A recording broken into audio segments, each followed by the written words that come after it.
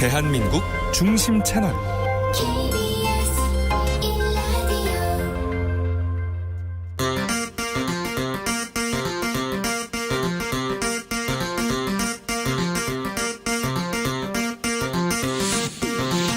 주진우 라이브.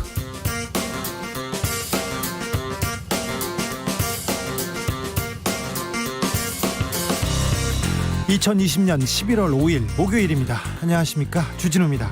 역전의 역전 또 역전. 어제는 트럼프가 웃었고 지금은 바이든이 웃고 있습니다. 최대 변수는 우편 투표였어요. 트럼프 대통령은 우편 투표는 사기다라면서 곧바로 소송전에 돌입했습니다. 예상대로라면 이미 수락연설까지 끝났어야 하는데 개표가 지연되면서 개표가 되면 될수록 미국은 혼란에 빠지고 있습니다. 혼전을 거듭하는 미 대선 상황, 그리고 앞으로 한미 북미 관계 전문가와 짚어봅니다. 투표가 끝나자 혼란은 점점 가중되고 있습니다. 서로 이겼다고 합니다. 이게 무슨 일인지 아이고 혼동스럽습니다. 수도 워싱턴 DC에서는 트럼프 대통령에 반대하는 거리 집회가 있었습니다. 그런데 몸싸움에 주먹 다툼까지 있었다고 합니다. 트럼프 지지자들은 개표 중단을 요구하면서 또 농성 중입니다. 선거는 끝났지만 혼란이 시작된 미국 현지 상황, 워싱턴 DC 연결해서 알아봅니다. 우리 정치권도 미 대선 결과에 촉각을 곤두세우고 있습니다. 더불어민주당은 미 정부가 바뀌더라도 한반도 평화 프로세스 그대로 추진하겠다고 얘기했고요. 국민의힘에서는 대북 기조를 완전히 바꿔야 한다고 강조했습니다. 미 대선 결과를 지켜보는 우리 정치권의 반응, 기자들의 수다에서 정리합니다. 나비처럼 날아 벌처럼 쏜다. 여기는 주진우 라이브입니다.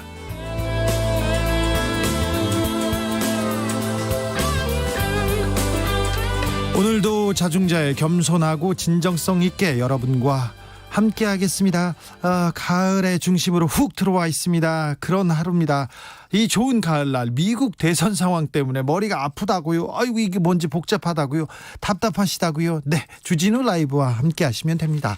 6682님께서 어제 미국 현지 인터뷰하신 분, 교수님이요, 바이든의 승리가 가능하다고 전혀 동요 없이 느긋하게 예언하셨던 그분, 그래서 미국 대선에서 의문의 1승은 미국 전문가를 제대로 선택해 인터뷰했던 주진우 라이브입니다. 그렇습니까? 그렇기도 하죠. 트럼프가 다 이겼다, 이길 가능성이 매우 높다고 다 보도하고 다 전문가들이 트럼프한테 가 있는 상황에서 주진우 라이브에 출연했던 교수님만 느긋하게 지켜봐야 된다니까요, 지켜보세요 얘기했습니다. 네, 그렇습니다. 6682님에서 콕 집어서 강조해 주셨습니다. 류나니님께서는 트럼프 패배 인정해야 하지 않나요? 그러게요. 이쯤 되면 인정해야 된다는 목소리가 나오는데 여러분은 어떻게 보고 계신지, 네, 의견 주십시오. 그리고 이렇게 마음이 복잡하고 어지러울 때는요, 또 마음 들 곳이 없는 분들을 위해서 주진우 라이브에서 오늘은 특집으로 안도현 시인과 함께하는 늦가을 시 낭송하는 시간 준비했습니다. 2부 책임맛 기대해 주십시오.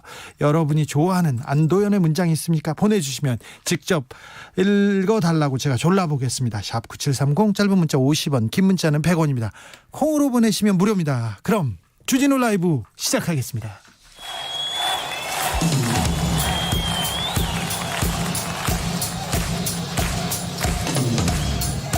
매일 오후 5시 5분 주진우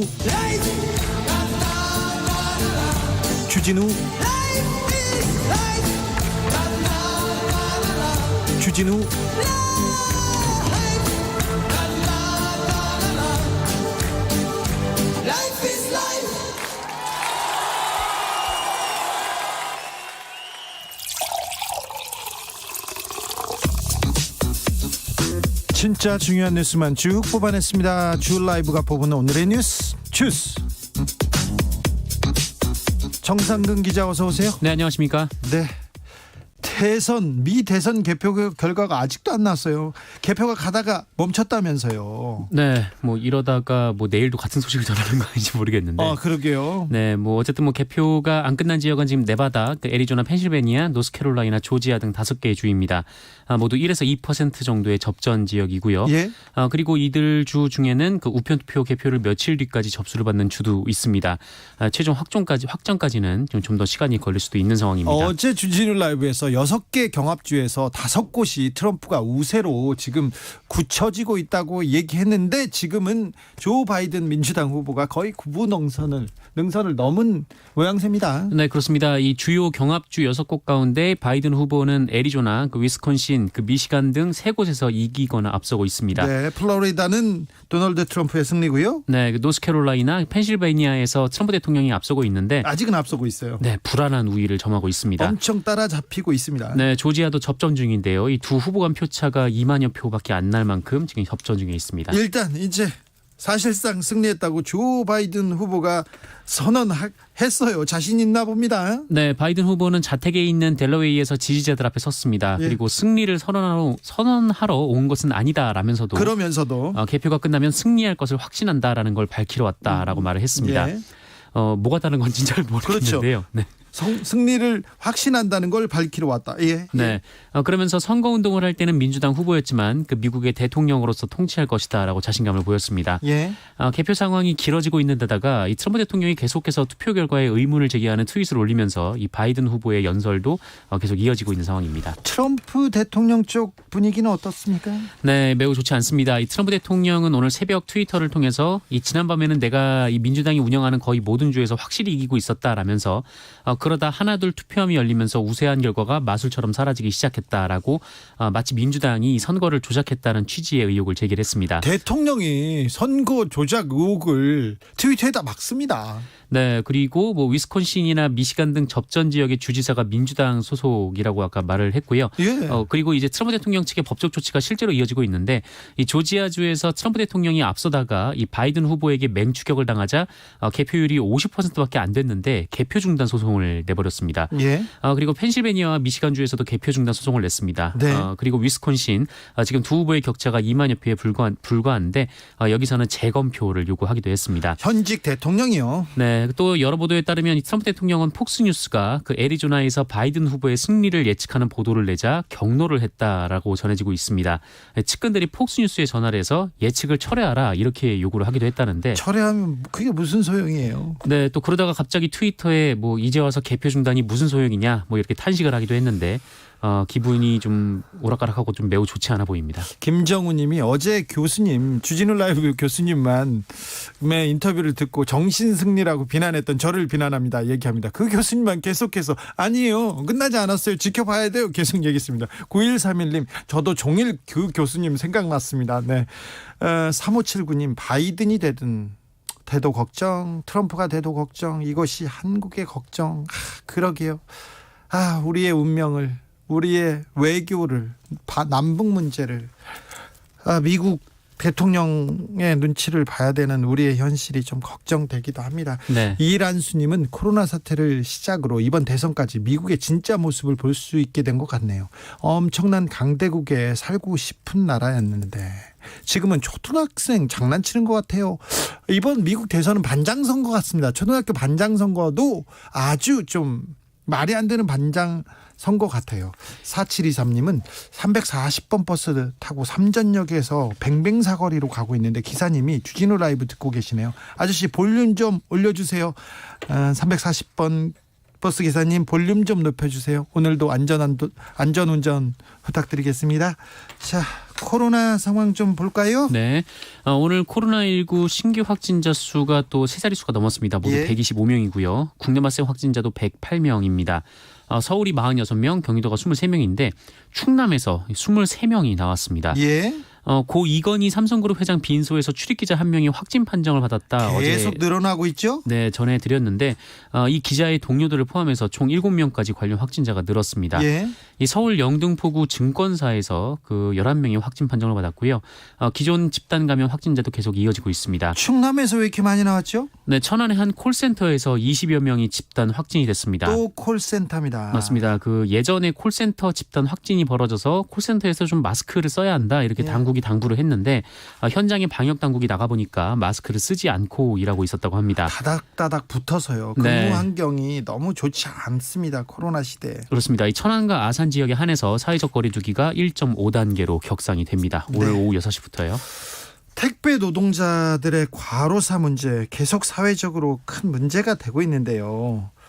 택배 업체들이 분류 작업 인력을 따로 투입하겠다고 선언했습니다. 네네. 그래서 좀 나아지나 했는데 그 비용을 택배 기사한테 전가한다는 그런 또 안타까운 소식이네요. 네, 이 택배 노동자 과로사 대책위원회가 오늘 관련해서 기자회견을 했는데 대체 어디에서 그랬답니까? CJ 대한통운입니다. 우리나라 최대 택배 회사인데요. 네, 업계 1위고 그 이 회사에서만 8명이 넘는 과로사가 나왔습니다. 올해만요. 예. 각 지점과 이 터미널에서 분류 작업 인력 투입 비용을 대리점과 택배 기사에게 전가하고 있다라는 주장이었습니다. 지난달 이 CJ 대한통운의 박근희 대표가 이 분류 인력 4,000명을 단계적으로 투입해서 기사들의 작업 시간을 줄이겠다라고 했고요. 이로 인해서 매년 500억 원 정도의 추가 비용이 들 것이다라면서 마치 본인들이 이 비용을 다 부담하는 그런다고 것처럼 했잖아요. 네, 얘기를 했는데 비용 내겠다고 했어요. 네, 그런데 대책위에 따르면 그 CJ 대한통운이 지난주에 이 지역별로 이 대리점 소장들과 협의를 진행하면서 분류 인력 투입 비용의 50%만 지원을 할 테니까 이 나머지 50%는 대리점에서 내라 이렇게 통보했다고 합니다.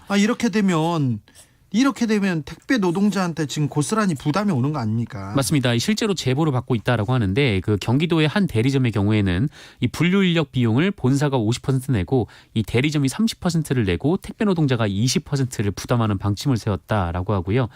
또 다른 대리점에서는 나머지 50%를 아예 택배 노동자에게 모두 전가하겠다라고 한 상황이다. 이런 제보가 들어왔다고 합니다. 또한 전남과 경남 등 일부 군 단위 대리점은 분류 인력 투입 계획 자체가 없다고 대책위는 전했습니다.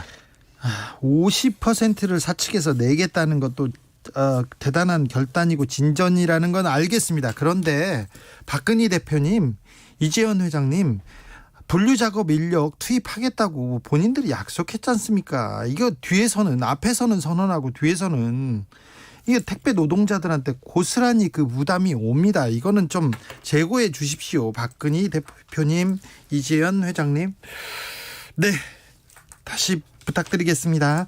초등학교 돌봄 교사 선생님들이 있었어요. 네. 근데 파업을 한답니다. 네, 이 전국 학교 비정규직 연대회의는 오늘 이 민주노총에서 기자회견을 열고 이 공적 돌봄 강화, 돌봄 전담사 이 시간제 근무 폐지 그리고 학교 비정규직 복리후생 차별 해소, 교육 공무직 법제화 등을 위해서 내일 초등학교 돌봄교사 총파업을 단행한다라고 밝혔습니다. 아니 이 돌봄 교사 들 때문에 코로나 시대에 아이들 그나마 무사히 그리고 집단 감염 없이 지금까지 잘 버텨왔는데요. 무슨 이유 때문입니까? 네, 이분들은 이 코로나19에 따른 긴급 돌봄을 이 마스크 한 장과 책임감으로 극복을 했지만 이 초과 근무가 만연했고 또 학교 돌봄의 운영 주체를 지자체로만 정하는 그 온종일 돌봄법이 발의가 돼서 이 돌봄 전담사의 이 고용과 처우가 불안해지게 됐다라고 주장을 했습니다. 사실 이 돌봄법, 온종일 돌봄법 계속 논란이 좀 있었어요. 네, 논란이 좀 오래됐는데요. 이 사실 학부모 입장에서는 학교에서 하다 보니까 이 초등 돌봄 교실에 대한 선호도가 굉장히 높거든요. 네. 네, 하지만 이것을 학교에서 운영하는 것은 아닙니다. 학교에서 하는 게 아니었어요? 네, 지금은 교육당국이 관리를 한다라고 하는데 이번에 법이 바뀌면서 이 운영을 지자체로 이관한다라는 것이죠. 그런데요. 그런데 이 돌봄교사들은 학교 돌봄교실 운영도 지자체로 넘어가면 이 지자체가 감당하지 못할 것이고 결국 이것이 민간 위탁으로 갈 수밖에 없다라고 주장을 하고 있습니다. 실제로 해당 법에 이 민간 위탁으로 수익 활동을 허용하는 내용이 포함되기도 했다라고 이렇게 주장을 하고 있는데요. 네. 돌봄교사들은 이번 파업에 전국 돌봄 전담사 12,000여 명 가운데 절반이 넘는 6,000명 이상이 참여할 것이다라고 주장을 했고요. 파업은 내일 하루만 진행이 된다라고 밝혔습니다. 파업은 내일 하루만 진행된다고 합니다. 자기네들 목소리를 좀 들어달라는 얘기고요. 지금까지 고생한 부분도 있으니까 좀 머리를 맞대고 좀 얘기를 좀 들었으면 합니다. 네, 빨리 해결되기를 기원합니다. 문재인 대통령이 홍남기 경제부총리 신임 얘기를 했습니다. 네, 문재인 대통령은 오늘 이 홍남기 경제부총리에 대해서 이 향후 경제회복이라는 중대한 과제를 이끌 적임자라고 판단해 사표를 반려하고 재신임을 한 것이다라고 밝혔습니다. 또한 홍남기 부총리는 코로나로 인한 경제위기 극복 과정에서 큰 성과를 냈다고도 평가를 했는데요. 홍남기 부총리는 이 당정 협의 과정에서 주식 양도소득세를 부과하는 대주주의 기준을 10억 원에서 3억 원으로 강화하는 정부안이 관철되지 못하자 지난 3일 이 문재인 대통령에게 사의를 표했고 문재인 대통령이 이를 반려를 했으나 국회에서 사의 표명 사실을 언급하면서 논란이 인 바 있습니다. 이후 홍남기 부총리의 거취 문제가 입길에 계속 오르내리자 문재인 대통령이 직접 진화를 한 것으로 풀이가 되고 있습니다. 네. 검찰이 정경심 교수에게 징역 7년 구형했습니다. 네, 자녀 입시 비리와 사모펀드 불법 투자 의혹 등으로 기소된 이 조국 전 법무부 장관의 배우자 정경심 동양대 교수에게 검찰이 징역 7년을 구형했습니다. 검찰은 오늘 서울중앙지방법원에서 열린 결심 공판에서 법치주의의 확립 계기가 되는 판결을 해주시길 청한다라면서 이같이 요청을 했고 또 자본시장법 위반과 관련해서 벌금 9억 원을 구형하고 1억 6천여만 원의 그 추징을 해달라고 요청을 하기도 했습니다. 예. 검찰은 수사 과정에서 적법한 증거에 따라 명확하게 혐의가 확인되는 범죄 사실만 기소했다라고 주장하면서 기소된 사실이 진실이라고 합리적 의심을 배제할 정도로 입증된 바 이 부정부패에 대한 책임 추궁이 있지 않으면 우리나라 법치주의는 암흑으로 가라앉을 수도 있다 이렇게 주장했습니다. 정경심 교수는 구형량이 나오자 눈물을 훔치기도 했는데요. 이 선고는 다음 달 예정돼 있습니다. 부정부패, 법치주의는 암흑으로 가라앉을 수 있다고 얘기했는데 어떤 검찰의 구형이고요. 선고 판결은 다음 달 예정입니다. 어떤 선고가 이루어지는지 지켜보겠습니다. 네. 법치주의는 암흑. 네. 5.18 당시에 김대중 전 대통령이 북한군 투입을 북에 요청했다는 이런 주장이 있었어요. 네. 그런데 그 탈북 작가였는데 이분이 유죄 판결을 받았습니다. 네, 서울 서부지법은 고 김대중 전 대통령이 이 5.18 광주 민주화운동 당시에 북한의 특수부대 파견을 요청했다. 이런 주장을 한 이 탈북민 출신의 이주성 작가에 대해서 1심과 마찬가지로 징역 6월에 집행유예 3년을 선고했습니다. 예. 재판부는 5.18 민주화운동에 대한 역사적 인식 그리고 관련 대법원 판시, 미국 CIA 비밀 문서를 봤을 때 북한군의 개입 정황은 전혀 확인할 수 없다라면서 이주성 씨의 주장이 설득력이 없다라고 판단을 했고요. 자료나 근거도 없었어요. 네, 자신이 들었다는 이야기를 믿을 만한 특별한 근거도 제시하지 않은 채 주장을 했다라고 판결을 했습니다. 징역 6월에 집행유예 3년입니다. 만약에 이분한테 벌금을 좀 많이 때리거나 네. 징역형이 한 달이라도 처해졌지 않습니까? 네네. 그러면 이런 주장을 하지 않을 거예요. 근데 이분 아직도 자기 주장하고 있잖아요. 네, 기존 주장에 변화가 없다라고 주장했습니다. 네. 징역 6월에 집행유예 3년. 이 집행유예 제도가 이렇게 좀 네. 할 말이 많은데 네. 다음 뉴스로 넘어가겠습니다. 전 남편과 의붓아들 살해한 혐의를 받고 있는 고유정 씨에게 무기징역이 확정됐습니다. 네, 이 대법원 1부는 오늘 이 살인 등 혐의로 기소된 고유정에게 무기징역을 선고한 원심을 확정했습니다. 재판부는 고유정이 범행 도구, 범행 방법을 검색하고 미리 졸피뎀을 처방받아서 구매하는 등 치밀하게 범행을 계획하고 계획에 따라 피해자를 살해한 다음 사체를 손괴하고 은닉했음이 충분히 인정된다라며 이 전 남편 살인 사건을 유죄로 판단했습니다. 네. 그런데 의붓아들 살해 혐의에 대해서는 1, 2심과 마찬가지로 무죄로 판단했습니다. 네. 이 의붓아들이 이 고유정의 고의적인 압박 행위가 아니라 함께 자던 아버지에 의해 눌려 사망했을 가능성을 배제할 수 없다라고 했고요. 이 의붓아들이 고의에 의한 압박으로 사망했다고 하더라도 그 압박 행위를 고유정이 했다고 단정할 수 없다라고 판단했습니다. 이에 아이의 유가족 측은 오로지 고유정의 계획하에 경찰 수사 때부터 고유정의 일방적 진술에 근거한 판결이다라고 반박했습니다. 아무튼 고유정 씨에게는 무기징역이 선고됐습니다. 확정됐습니다. 주스 정상근 기자 함께했습니다. 감사합니다. 고맙습니다. 1749님께서 천안 시민인데요. 거리두기 1단계랑 1.5단계랑 뭐가 다른 건가요? 충남 천안은 1.5단계로 이렇게 올렸거든요. 시민들이 지켜야 되는 게 뭔지 아마 10명 중 9명은 모를 겁니다. 주진우 라이브에서 말해주세요. 왜 어려운 걸 저한테. 자, 1.5단계에서는 클럽 등 중점 관리 시설 9종은 이용 인원이 4제곱미터당 1명으로 제한됩니다. 그러니까 클럽 그런 데 가면 가지 말라는 거예요. 자제하라는 거예요. PC방 등 14개 업종에서는 일반 관리 시설에서도 인원 제한, 좌석 거리두기 강화된 방역 조치 적용됩니다. 구호 노래 부르기 위험도가 큰 활동에 대해서는 집회나 시위, 대규모 음악 콘서트, 축제, 학술 행사는 100명 미만일 때만 개최할 수 있고요. 프로스포츠 경기에서도 입장 관중 정원의 30%까지만 허용된다고 합니다. 1.5단계는 조금 높습니다.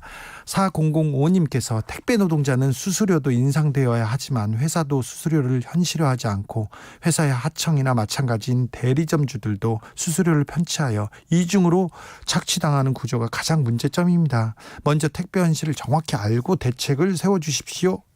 이런 의견 주셨습니다. 네, 좀 알아주십시오. 2241님은 쇼핑몰 운영하는데요. 오후에 주문하는 고객분들 내일 배송돼야 산다고 하는 분들 꽤 돼요. 다들 여유 있게 좀 살면 좋겠어요 하는데, 그러게요. 코로나 시대에 우리가 좀 기다릴 줄 아는 지혜를 갖는 것도 좀 여러 사람들한테 보탬이 되지 않을까, 그런 생각을 해봅니다. 교통정보센터 다녀오겠습니다. 김은아 씨. 네, 고속도로 곳곳에서 사고와 작업 영향 받고 있는데요. 평택 시흥고속도로 시흥 방향 조안 부근 1, 2차로에서는 1시간 반 넘게 화물차 사고를 처리하고 있습니다. 이 때문에 서평택 분기점부터 9km 정체인데요. 우회하셔야겠습니다. 평택 방향은 조안 부근 2km 막히고 있습니다. 중부내륙고속도로 창원 방향 문경 휴게소 부근 1차로에서 사고가 났는데요. 이 부근에서는 작업도 하느라 일대 3km 구간에서 밀리고 있습니다. 호남고속도로 천안 방향 동광주 일대 1km 막히고요. 태인 부근 4km 정체는 작업 때문입니다. 반대 순천 방향 금산사에서 태인 사이 2차로에서도 작업하느라 일대 1km 구간 밀립니다. 더 가서 산월 일대 1km 구간에서도 제속도를 못 내고 있습니다. KBS 교통정보센터였습니다. 주진우 라이브.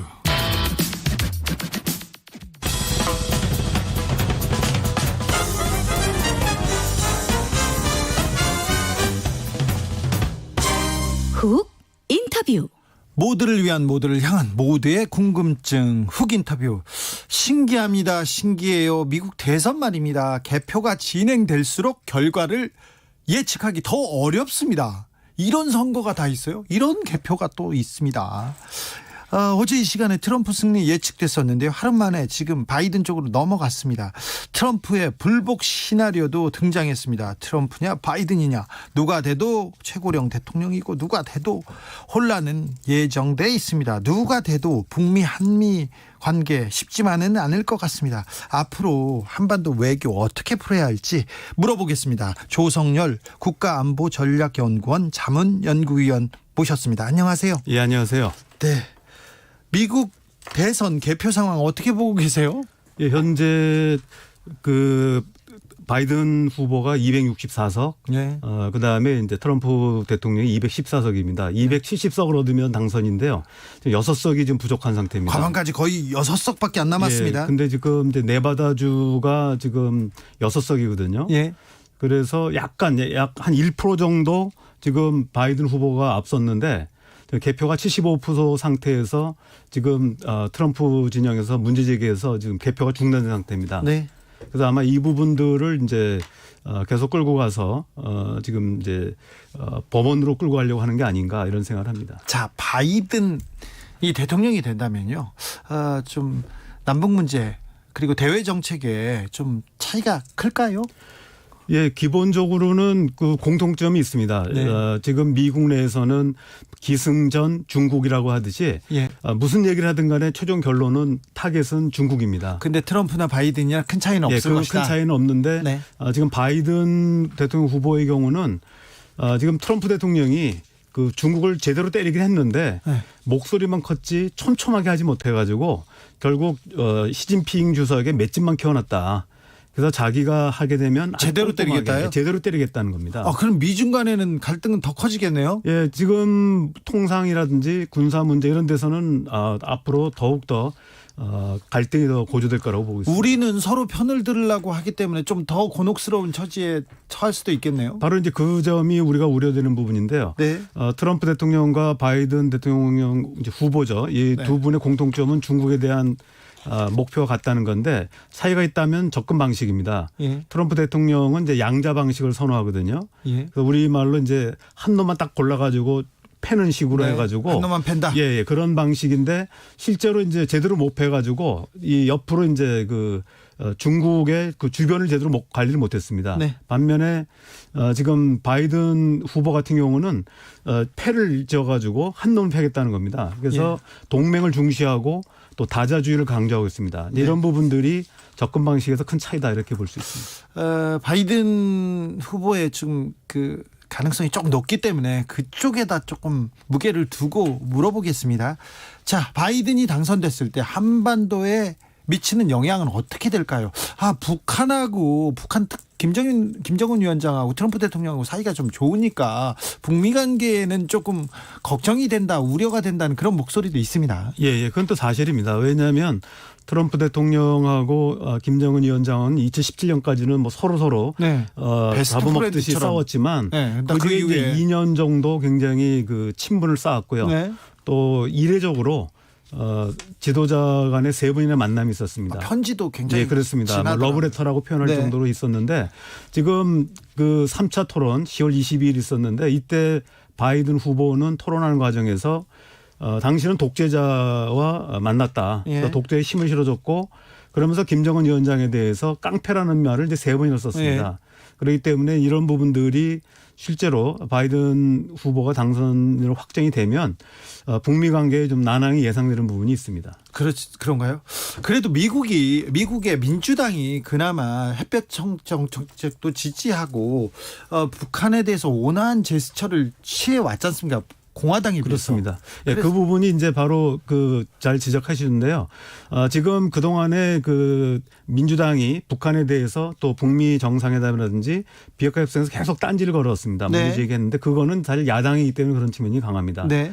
사실 과거에 보면은 클린턴 대통령과 김대중 대통령 당시에는 굉장히 빠른 속도로 예. 한반도 문제가 해결이 진전이 됐었거든요. 그러게요. 지금 같은 경우도 아마도 지금 바이든 후보가 야당이었기 때문에 굉장히 공격을 했지만 실제로 집권하게 되면은 예상과 달리 굉장히 그 북미 간의 대화가 예상보다는 빨리 진행될 가능성이 있고요. 특히 민주당의 경우는 동맹을 중시하기 때문에 자신들이 자기의 주장만을 강조하는 게 아니라 동맹국인 한국의 입장을 상당히 듣는 편입니다. 네. 과거 오바마 대통령 때도 당시에 이명박 정부하고 박근혜 그때 정부. 반대인데 이명박 후보하고 이제 오바마 정부도 같은 적이 있었거든요. 예. 이때도 사실은 그게 우리한테는 결국은 이제 한반도 문제에 좋은 결과는 아니었습니다만은 이명박 대통령의 그랜드 바겐을 인정하면서 거꾸로 한반도 문제가 어렵게 된 적이 있습니다. 예. 이번의 경우도 우리 정부가 적극적으로 비핵화 평화 프로세스를 가동하려고 하면은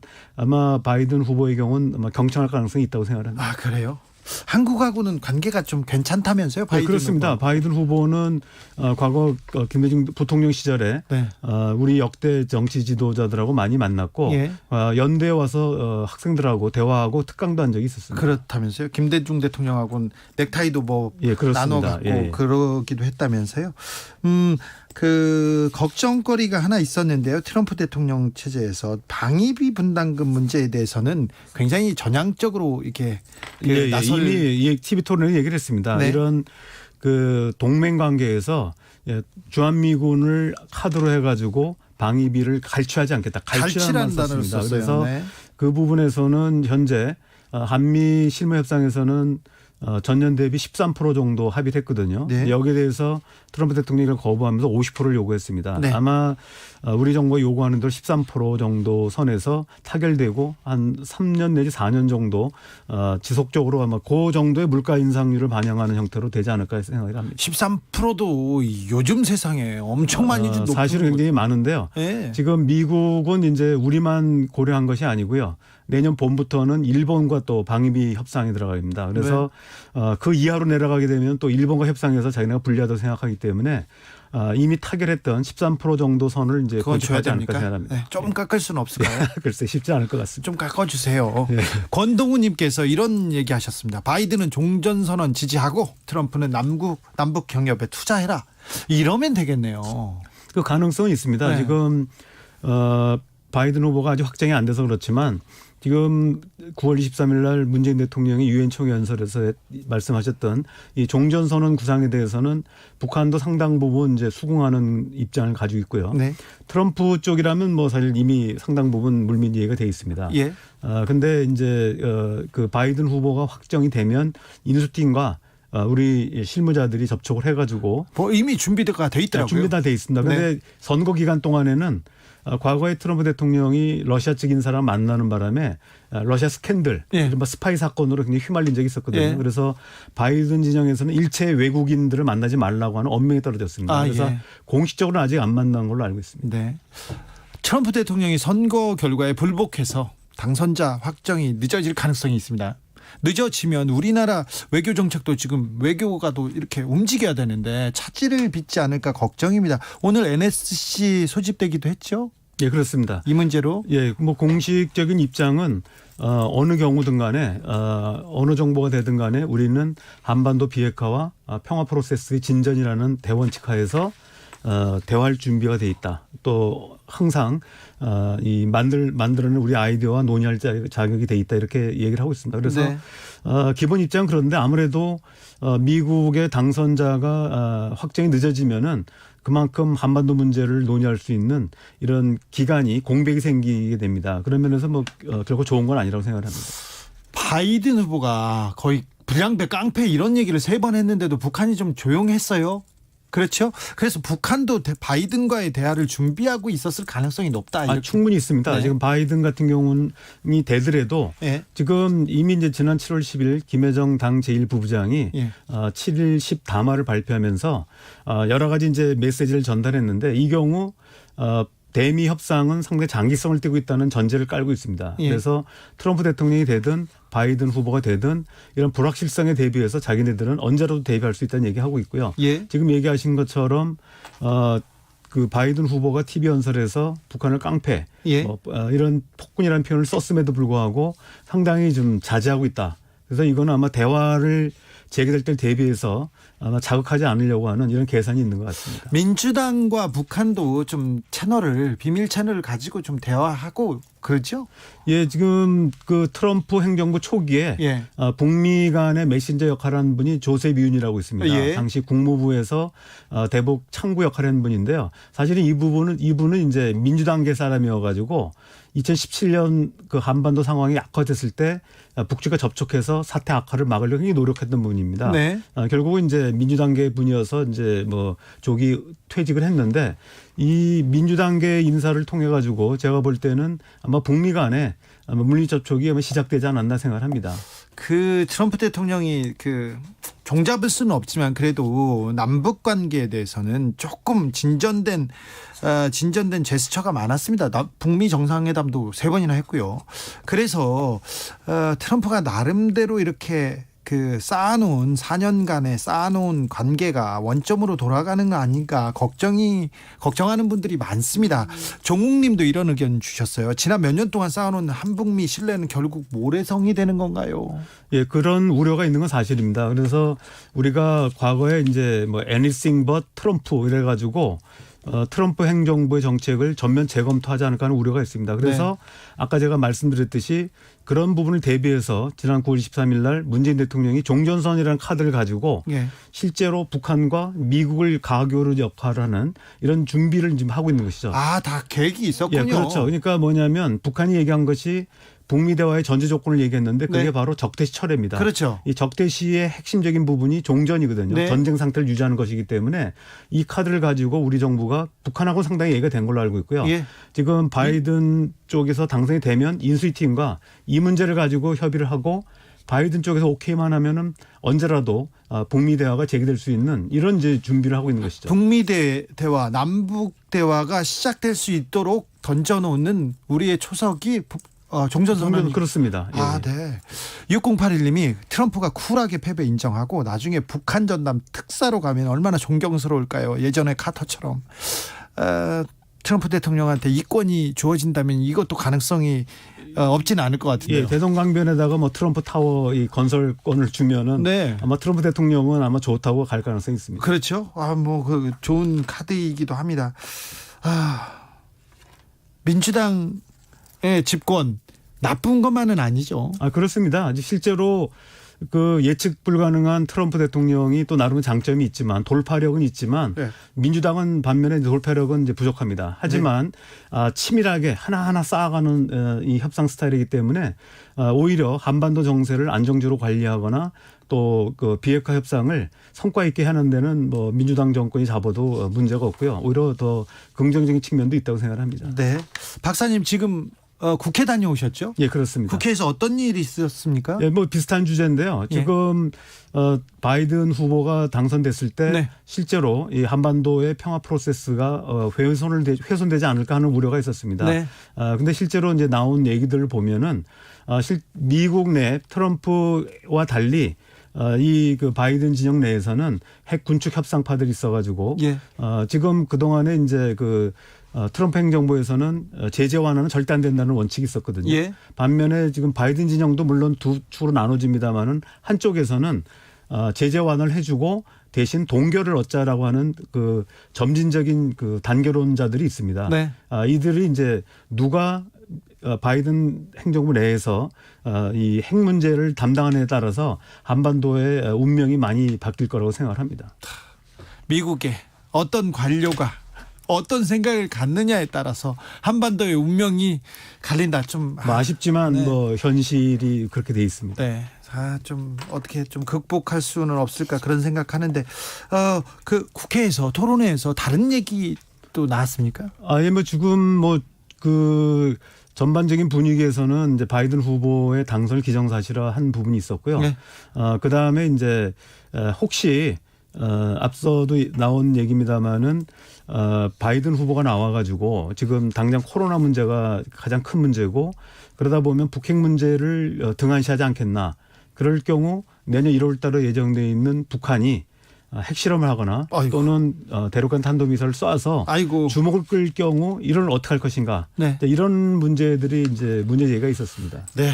아무튼 트럼프가 되든 바이든이 되든 미중 갈등은 계속될 거라는 그 지적에 대해서 좀 걱정이 되기도 합니다. 중국도 지금 우군을 최대한 확보하려고 노력 중이고 또 우리한테 좀 공을 들이고 있지 않습니까? 그래서 우리의 대중 외교도 굉장히 중요한 기로에 있는 것 같습니다. 조금 어떻게 잘 풀어갈 수 있는 방법이 없을까요? 예, 기본적으로는 우리의 외교적 목표를 분명히 하고요. 우리 국가 이익의 우선순위를 정할 필요가 있습니다. 네. 그래서 예를 들면 미국의 정책을 따라간다든지 네. 또는 뭐 중의 정책을 따라가는 이런 편승 전략이 아니라 우리의 그 기본 방침하에서 미국의 정책과 우리의 정책이 부합되는 부분이 있다면 이 조화롭게 이제 추진하는 방법이죠. 실제로 미국이 요구했던 인도태평양 전략에 대해서 우리는 이제 신남방 정책과 조화롭게 추진한다는 원칙을 확립한 바가 있습니다. 네. 그래서 아마 이런 부분들을 해나간다면은 어차피 갈등의 요소는 없을 수는 없습니다만은 그래도 큰 충돌 없이 우리가 미국과 중국 사이에서 우리 국익을 지켜나가면서 한반도 평화를 만들어 나갈 수 있지 않을까 생각합니다. 남북의 문제를 좀 또 다루지 않을 수가 없습니다. 국가안보전략 자문위원이기도 해서 여쭤보는데요. 남북 간에 좀 화해의 무드는 없습니까? 혹시 얼마 전에 귀순한 북한 그 초병 때문에 좀 변수가 되지는 않을까 그런 걱정도 됩니다만. 예, 요번에 그 넘어온 사람이 민간인으로 알려져 있습니다. 민간인입니까? 예. 아마 우리 식으로 하면 이제 뭐 예비군복 같은 걸 입어가지고 초기에 이제 군인으로 알았는데 네. 조사해본 결과 민간인으로 확인됐고요. 예. 그다음에 철망을 넘는 과정에서 우리가 영상을 확인했는데 이게 이제 감지 센서가 울리지 않아가지고 네. 상당히 이제 넘어온 걸 확인했는데 찾는데 한 뭐 열 몇 시간이 걸린 것 같습니다. 예. 그래서 뭐 일부에서는 이걸 노크 기순하고 비교도 하지만 노크 기순은 전혀 몰랐다가 갑자기 이제 우리 네. 군부대 앞에서 문을 두들긴 거고요. 예. 이거는 이제 알고 있었는데 행방을 못 찾아가지고 10시간 이상 좀 찾았던 면에서 좀 차이는 있고요. 네. 다만 이제 우리가 이 검열단이 파견돼서 좀 조사한다고 하는데 아무래도 이제 그동안에 북한에 대해서 뭔가 좀 그 대비 태세가 부족한 부분이 있는 것 같습니다. 네, 경제 네. 문제에서 그런 부분에 대해서는 좀 점검하면서 시정해 나가야 되지 않을까 생각합니다. 네. 예, 안보에 구멍이 뚫린 거는 같다는 생각을 하는 사람들이 있습니다. 자, 그 부분은 좀 대비를 해야 될 것 같고요. 남북 관계에 뭐 크게 변수가 되고 그러진 않죠. 예, 그렇지는 않을 것 같습니다. 지금 앞서도 말씀드렸듯이 북한도 우리 이제 종전선언 카드를 가지고 상당히 공감대를 이루고 있고 예. 그래서 지난번에 우리 이제 어업 지도사가 피격 사망했을 때도 네. 김정은 위원장이 신속하게 공개 사과한 거는 예. 결국 의도하지 않은 그 우발 사태로 인해서 남북 관계 또 북미 관계를 이제 훼손하지 않으려고 하는 이런 전략적 고려가 있다고 생각합니다. 네. 그런 면에서 보면은 이번에 남북 관계 변수가 되지 않을 거라고 보고요. 예. 북한이 이제 바이든 후보의 깡패 단어에도 불구하고 침묵한 것도 바로 거기에 있다고 봅니다. 아무튼 남북 간에도 좀 화해에 물꼬가 좀 트일 것 같은 생각이 있습니다. 희망 섞인 예, 기대가. 상당히 이제 물밑 접촉은 됐는데 네. 결국 이제 북미 관계가 뚫렸을 때 아마 그것과 병행해서 남북 관계도 풀리지 않을까 이렇게 기대해 봅니다. 아니, 대선이 빨리 끝나야 되는데 이렇게 혼란이 와서야 어쨌든 당선자 확정까지는 진통이 좀 있을 것 같고요. 혼란은 좀 예, 현재 그 미국 연방헌법에는 12월 14일까지는 무조건 후보를 뽑게 돼 있고요. 예. 만약에 뽑지 않더라도 부통령이거나 또는 하원의장이 대행하게 돼 있어서 내년 1월 20일에는 어쨌든 새로운 정부는 출범하게 돼 있습니다. 네, 혼란이 있더라도 뭐 크게 예, 뭐 한 2달 정도가 아마 고비가 아닌가 이렇게 생각합니다. 알겠습니다. 여기까지 듣겠습니다. 조성열 국가안보전략연구원 자문 연구위원이었습니다. 감사합니다. 예, 감사합니다.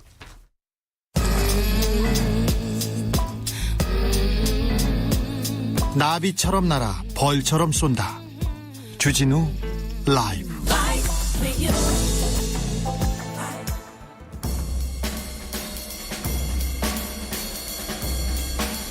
느낌 가는 대로 그냥 고른 뉴스 여의도 주필.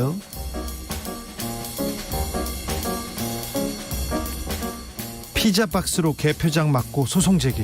미 대선 극심한 혼란. 서울신문 기사인데요.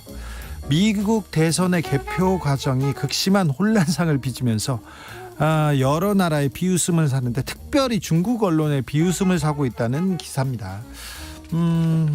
뭐 펜실베니아, 미시간, 조지아주 개표 중단 소송을 냈고요. 재검표를 요구하기도 했습니다. 그러자 미국 트럼프 대통령이 트위터에다 이런 글을 썼어요. 미시간주에서 관련해서는 널리 보도됐듯이 실제로 비밀리에 버려진 표가 대량 있었다. 표를 버렸다는 얘기를, 부정선거라는 얘기를 대통령이 나서서 합니다. 현직 대통령이. 놀라운 일이죠. 중국 관영 글로벌 타임스에서 논평을 냈는데요. 이거 특정 후보 간 논쟁과 혼란, 선거 결과 불복 등은 정치적 여건이 안정되지 않은 개발도상국에서나 일어나는 것이다. 선거 불복은 개발도상국이나 일어나는 것이라면서 약간 조롱 섞인 논평을 냈습니다. 참 미개한 나라에서나 이게 불복 얘기가 나오는데 이 나라가 미국입니다. 그리고 선거에 대해서, 민주주의에 대해서, 민주주의에 꼬신 선거에 대해서 중국이 훈수를 두다니요. 중국이 참 이거 놀랍고 신기한 일입니다. 단독입니다. 경찰 김학의 부실 수사, 검사들 불기소 의견으로 검찰에 송치했다는 노컷 뉴스입니다. 2013년에 김학의 전 차관이 등장하는 동영상으로 촉발된 별장 성폭력 의혹 수사가 2차례 있었어요. 경찰에서 열심히 수사해서 영장을 신청하면 검찰에서 그어버리고 결국은 불기소 처분을 2번 내렸습니다. 그게 검찰의 제19 감싸기라는 논란 휩싸였는데요. 그 이후에 한국 여성의 전화 등 37개 단체에서 이거 검사들이 수사를 잘못했다 하면서 불기소 처분한 검사 4명을 직권남용 혐의로 고발했습니다. 경찰청에. 근데 경찰청에서 수사를 했는데 검찰이 자료를 제출하지 않아가지고요 수사를 못했어요 하고 최근에 서울지방경찰청 지능범죄수사대에서 불기소 의견으로 중앙지검에 송치했다고 합니다. 이로써 수사를 하지 않은 검사에 대한 내용은 누구도 책임지지 않게 됐습니다. 2번이나 김학의 전 차관이 유죄를 받았습니다. 근데 성범죄가 아니고 뇌물죄로 유죄를 받았습니다. 그래서 당시 수사가 잘못됐다는 것을 누구도 알고 있어요. 국민도 알고 있고 법도 알고 누구나 알고 있는데 그 어떤 사람도 책임을 지지 않는 상황이 됐다는 거 알려드립니다. 김학의 사건은 항상 공수처가 왜 필요한가, 왜 검찰한테 기소권, 수사권을 다 주면 안 되는가, 이런 얘기를 할 때마다 나오는 예시이기도 합니다. 네.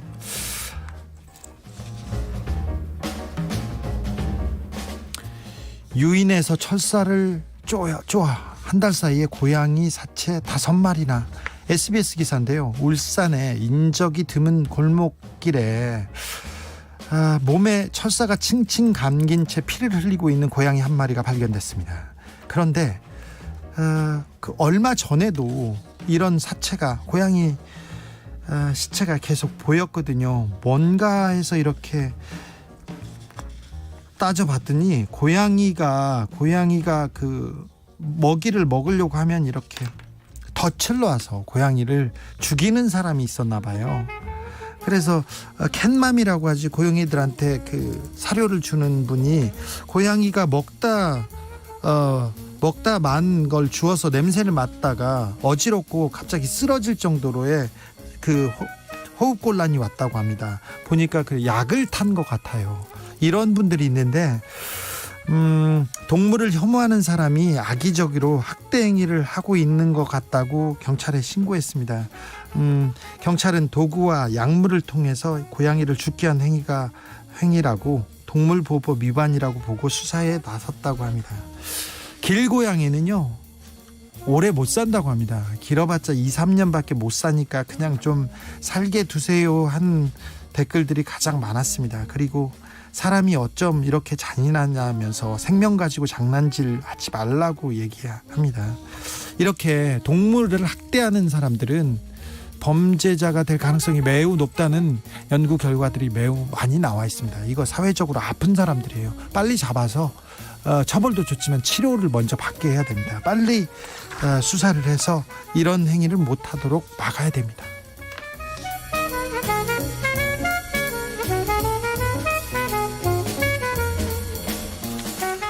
월세 10만 원 줄여달라고 임차인에게 했더니 100만 원 보낸 용인 어르신. 한국일보 기사인데요. 용인 수지에서 12평짜리 과일 가게를 하는 분이 있어요. 그런데 코로나 이후에 매출이 떨어져서 월세가 너무 부담돼서 어떻게 할까 고민하다가 어렵게 점포 주인 어르신한테 문자를 보냈습니다. 이번 달만 월세를 조금 깎아주실 수 있을까요? 이렇게 보냈는데 벌어놓은 돈이 없어서 더 이상 어려워요 이렇게 보냈더니 잠시 후에 전화가 왔답니다. 전화가 왔는데 100만 원 보낼 테니 생활비로 써라. 힘든 거 알고 있다. 진작에 전화를 했어야 하는데 생활비로 써라. 건강 챙겨라. 이렇게 연락이 왔답니다. 월세를 10만 원 20만 원 깎아달라고 연락을 했는데 생활비를 보내다니요. 그래서 고마운 마음에 그 과일 장사니까 사과하고 귤 한 박스를 가지고 주인 어르신을 찾아뵀다고 합니다. 근데 연신 주인 어르신께서 과일을 보고 고맙다는 얘기를 계속 얘기하는데 참 아직 살만한 세상이네요. 이런 분이 있었고요. 이 사연을 보고 정말 진짜 이 부인 돈 쓸 줄 안다 이런 분도 있어요. 정말 멋진 어르신이고 생각이 깊은 어르신입니다. 얘기합니다. 동자 오빠님도 간물주다 이렇게 얘기하는데 따뜻해지죠. 따뜻합니다. 네. 버스에서 택시에서 자가용 안에서 주방에서 혹은 야근하고 커피 소년의 행복의 주문 들으면서 저는 잠시 쉬었다가 6시에 돌아오겠습니다. 내 속삭임으로 행복의 주문 걸어 그대 맘을 밝혀줄게요. 따라하면 돼요. 카운터 줄게요. 어렵지 않아요. 단순하긴 해도 힘이 될 거예요. 행복의 주문 하나 둘 셋 넷 행해져라 행해져라 행해져라 행해져라